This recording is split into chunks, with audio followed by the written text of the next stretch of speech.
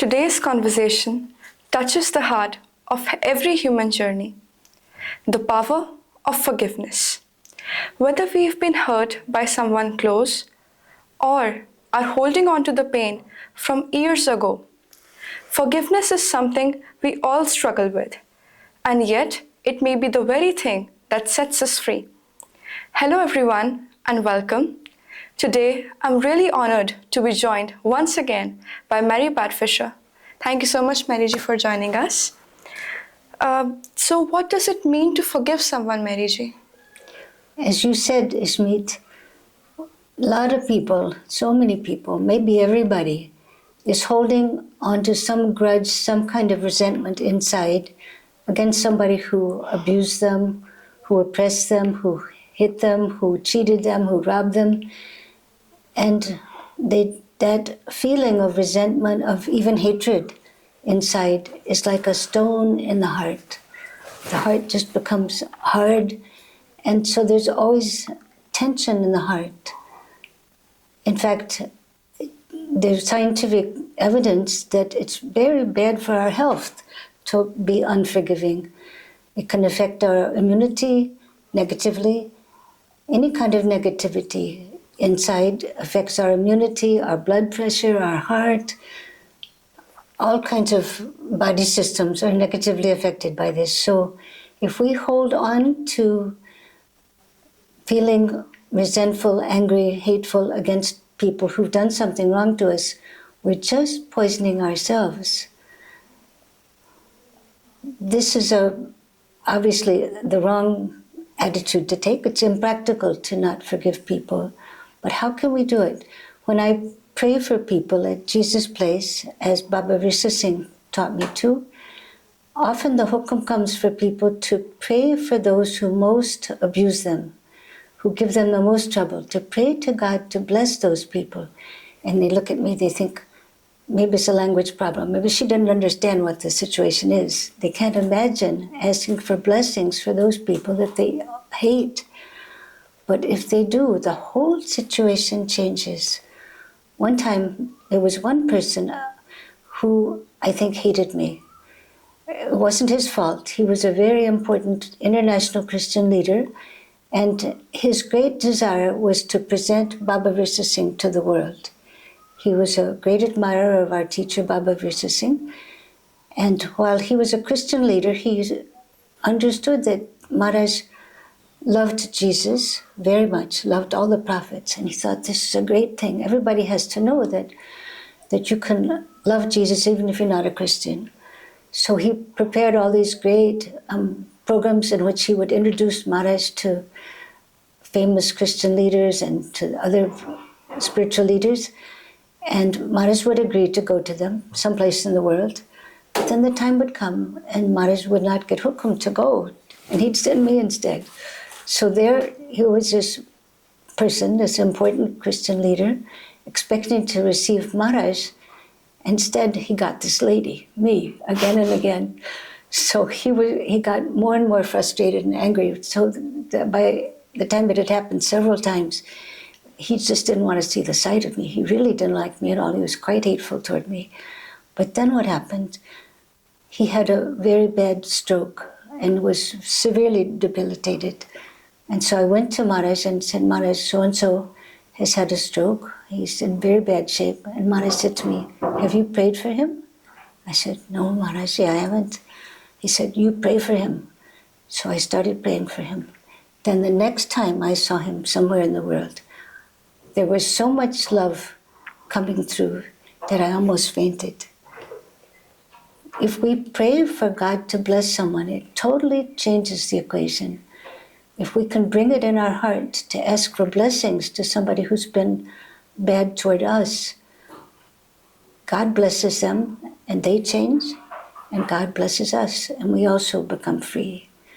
So it's very important that we take the lesson of forgiveness that all religions have taught us and put it to practice in our own lives.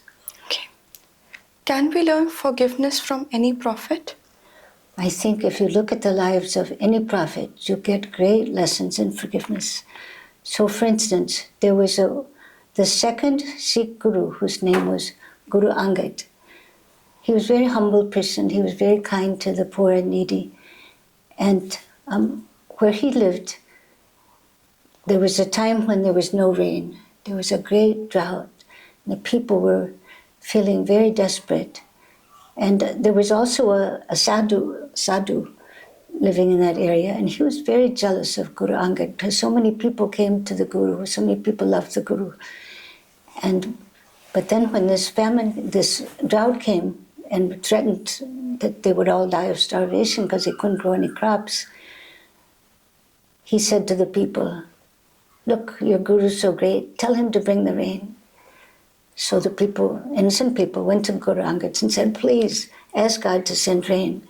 And Guru Angad calmly said to them, "It's not for us to interfere in the workings of God." He didn't offer to do any magic or anything.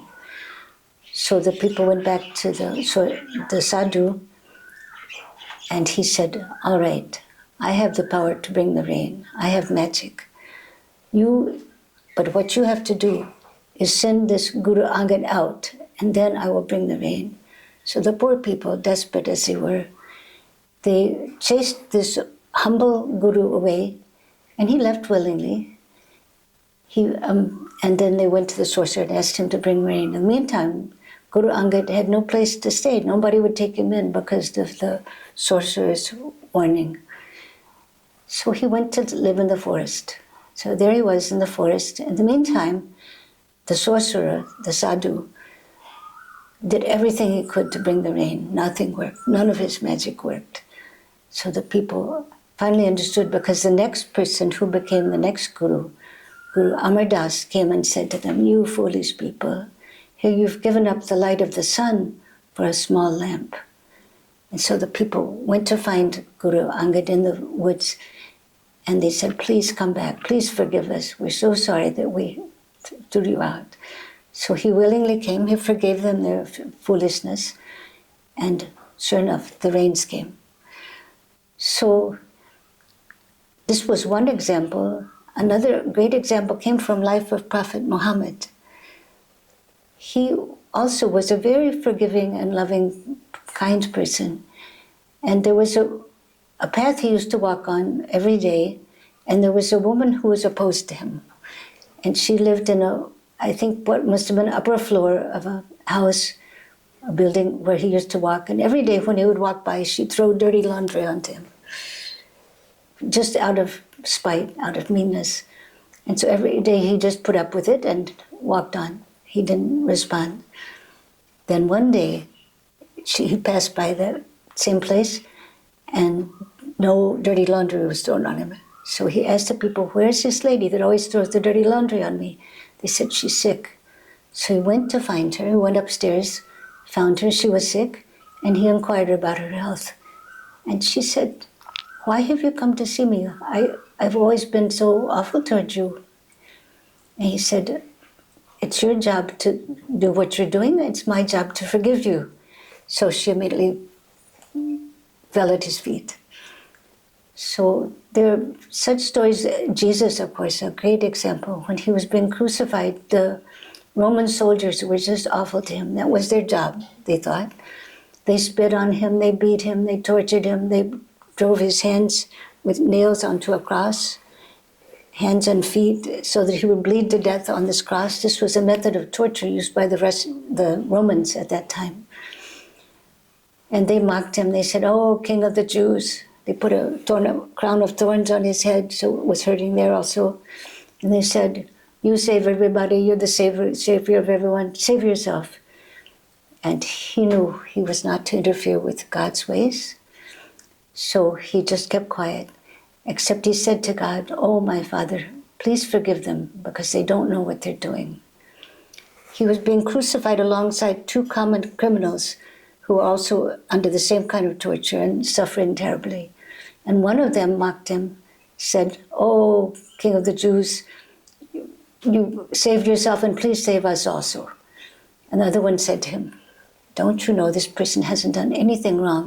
And that person said, that other criminal said to Jesus, "Please forgive us, and please save us also when you get to heaven." And Jesus said, today you will be in paradise with me. So he forgave those people who were being so awful to him. He didn't ask for a curse on them or anything. So if we look at the life of any prophet, any great saint, we see that forgiveness is a natural part of their nature. They do not hold negative feelings against anyone. Some people have the intentions of attacking us or harming us. So how can we respond to those attacks? With love. The Buddha said that if we always think, he abused me, he attacked me, he defeated me, he robbed me, we'll never get beyond hatred. Hatred never ceases by hatred. Hatred only ceases by love. This is the eternal law. But on the other hand, we can't be innocent. We can't go through the world without thinking that everybody's nice and everybody's going to play fair. We have to be aware. Jesus said to his disciples, he said, I'm sending you out among the wolves, meaning out to the public. And so you have to have the heart of a dove, be very open-hearted and forgiving and loving, but also the mind of a serpent, meaning be watchful, be careful. Don't trust anybody. Keep loving them. Doesn't mean you have to trust them. So what happens normally, though, is when somebody attacks us, we attack them back. So this goes, they attack us, we attack them, they attack us, we attack them. This, years ago when Baba Virsa Singh went back to Punjab for his mother's funeral ceremonies, the villages there were locked in decades of revenge.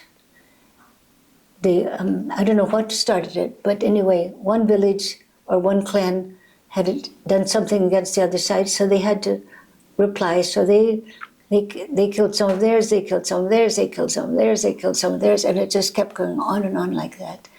There's no limit to that. So at some point, we have to stop feeling revengeful and look at the situation carefully. See other people with compassion, try to understand what are their problems, and love them, respect them, talk to them, sit with them. Then something can change. And certainly we can ask God to bless them. Should we trust those people? God tells me we can't trust anybody. God says to me, don't trust anybody but me, but you can trust me absolutely. So life is much simpler if we have, as Jesus said, the heart of a dove, but the mind of a snake. But without giving up love, we can forgive people. Love and trust are not the same thing. So, for instance, in a relationship, people get hurt again and again, and the person says, oh, please forgive me, I won't ever do it again.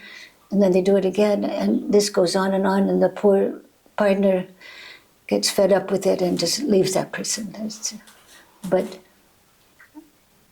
it's not that we're to go so innocently through life that we trust everyone. Trust is not the same thing, but we can keep loving, keep trying to see the beauty in each person, the God in every person, and yet not necessarily think they're going to magically become okay or stop deceiving us or whatever. Trust and forgiveness are two different things. What about forgiveness on a larger scale? You know, when this kind of revenge attack, you hit us, we hit you, goes on, we can see it played out on a world scale. In the Hebrew Bible of Jews, there was a law created which was supposed to sort of limit this kind of thing. And it said, if they take your eye, you can take their eye. If they knock out your tooth, you can knock out their tooth. But that's it. Don't go beyond that. Don't scale it up. So this limited the degree of revenge. But this is a partial solution. Jesus preached radical forgiveness. He said, if somebody takes your shirt, give him your coat also. And somebody asked him, well, how many times should I forgive my neighbor if he wrongs me? Should I forgive 7 times, up to 7 times? Jesus said, no, 70 times 7. In other words, keep forgiving. So on a world scale, we've come to the point that one country attacks another country, and there's enough people with nuclear weapons that eventually there could be the threat of nuclear retaliation. So this thing has to stop sooner rather than later, by negotiation, by sitting and talking with people. We saw in Punjab when Maharaj went there, when his mother's book was being held, that these villages that were locked in disputes that lasted for generations, went on and on. What did Maharaj do? He sat and listened to the people. I was there and I watched it with amazement. The 2 villages or the 2 clans would come, and one would sit on one side and one sit on the other side. And Maharaj would listen to first one side and then the other side. And they were so full of hatred, so full of desire for revenge. They were yelling at each other, pointing fingers at each other, shouting. And Maharaj just sat there listening. He just listened and listened all day long one day. Got to the end of the day, and he said, I think we need to hear more of this. So he let them all have their say. Another day, a full day of them spewing forth all the venom that they'd been holding in their hearts, until everybody had said everything they wanted to say about the situation. And then on the 3rd day, he called them again, and he gave a solution that honored both sides. And they were so tired of fighting with each other, but didn't know how to get out of that, that they all accepted what Maharaj said, and they all lived with that, and then there was peace between. So this kind of thing can happen between countries, it can happen between states, between clans. There was a great example in Mizoram, which is a border state in northeast part of India. Back in the 1960s and 1970s, the native people that stayed, who were called Mizos, felt so oppressed by the majority government, which was of a different religion from them, that they began to attack the government. They got so bold, they created a sort of guerrilla war, you can call it terrorism, a terrorist approach. And one of them put on a police uniform and commandeered an army jeep and drove through the security, went to the office of the principal officers, government officials, and shot them all dead right in their office in broad daylight, and then went out shouting slogans of victory. So it became such a dangerous situation because nobody knew who were the terrorists and who wasn't, who were the informers and who were the genuine people of the government.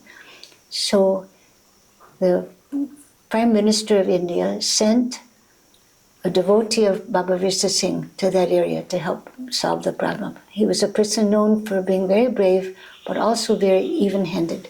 His name was Brigadier Gurnam Singh Randhawa, and she appointed him as the Inspector General of Police in this area. So from Baba Virsa Singh, he had received the gift of vision as well as of love and justice. And the government called Babaji himself to go there. So here is a situation in which the people were absolutely terrorized. Nobody knew who was a terrorist and who wasn't. They didn't dare walk on the streets. Everybody was informing on everybody else. And the terrorists were living in the jungles and striking whoever they wanted. And nobody was safe at all. But by a combination of visionary insight, Maharaj gave this IG Randhawa the ability to see where the terrorists were and what they were going to do. And Maharaj himself could also see them, so that the terrorists were again and again foiled because they couldn't do any surprise attacks. They knew where they were. And also he said, these are our children. There's no such thing as a terrorist. They're only misguided people. So they had been trained to think, indoctrinated to think that if they killed innocent people, they would receive their reward in heaven. It didn't matter if they died. But this is not the teachings of Jesus. They were Christians. So Maharaj talked to them. Not only did they thwart their attempts at surprise attacks, but also he sat down with them and talked to them to find out what were their problems. And they had the same kinds of problems as people do in other parts of the world today, of being oppressed, their rights denied, being tortured sometimes by the majority or the people who were in charge. And gradually, he won the trust of those people, and they began to turn over their weapons. They offered them amnesty if they would give up their weapons, and offered them government jobs even if they would give up their weapons. So the whole thing turned around. Slowly, the people came forward, they gave up their weapons, and they were honored. They even were given high government posts. Maharaj worked with the government also, so the government was very just to them, not being cruel, not being revengeful toward them. So the spirit of forgiveness was very important in how that problem was solved and how lasting peace came to that area, which had been in a state of constant terror.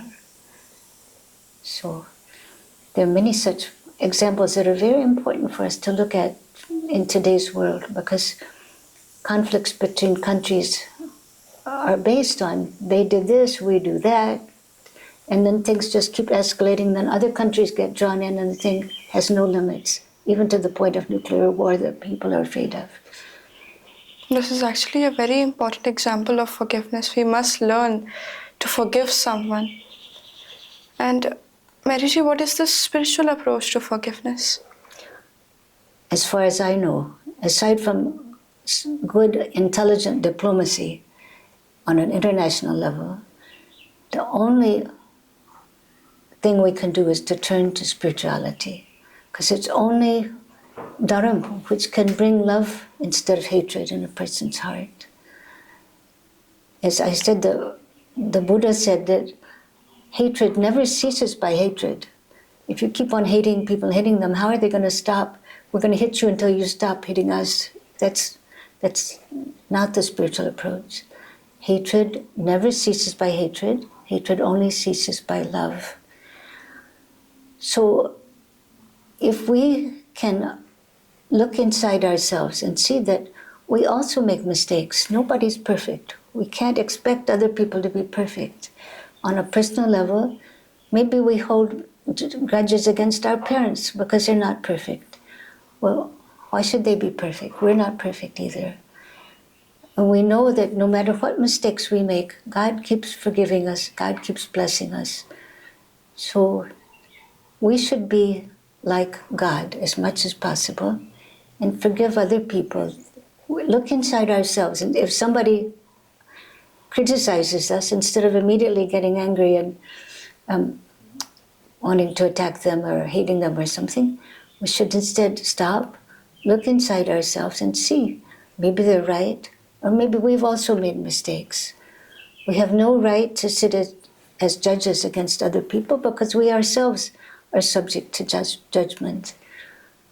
God could be very terrible to us if God were not forgiving, because we've made so many mistakes, as we know. So if we can forgive other people as God forgives us, Maharaj Guru Granth Sahib says, Avgun ne chadarda. God doesn't pay attention to our bad qualities. God just keeps blessing, just keeps blessing. That's why if we pray to God to bless people who've hurt us, God will. God will forgive them, because they're not perfect and we're not perfect, but we all can try harder and harder to move toward more purity of heart, more love in our heart. This is the spiritual approach, and for that it's very necessary to meditate so that we know what's inside ourselves, so that we don't delude ourselves to thinking that we're perfect and they're not, that they're wrong and we're right. If you meditate, you soon discover that there are a lot of bad things, a lot of negative things in oneself that we need to get rid of first. Jesus said, how can you dare to criticize the other person for the speck in his eye when you have a log in your own eye first remove the log from your own eye, and then you can see clearly to remove the speck from the other person's eye. We're blinded by our own bad qualities. So the first thing we have to do, as all religion will teach us, is to look inside ourselves. Just as God can see everything in us and yet forgive us, yet keep loving us. In Jap Sahib, Guru Gobind Singh says that, oh God, you can see the reality in everyone and yet you keep loving everyone. So this should be our approach, because we've all made mistakes, but there's hope for us also. Nobody is hopeless. Thank you so much, Mariji, for sharing such profound wisdom. And that statement from Baba Virsa Singh Ji Maharaj really touched me, wherein he said that pray for others even if they are trying to harm you. And both us and that person will be forgiven and blessed. Because somewhere, I think in the process, we forget that, as you said, no one is perfect. We are also full of mistakes. It's not that we have not done any blunder or we have not made any mistake. Thank you so much for reminding us. And thank you so much, viewers, for watching us. Until then, stay kind and stay close to the divine. Thank you.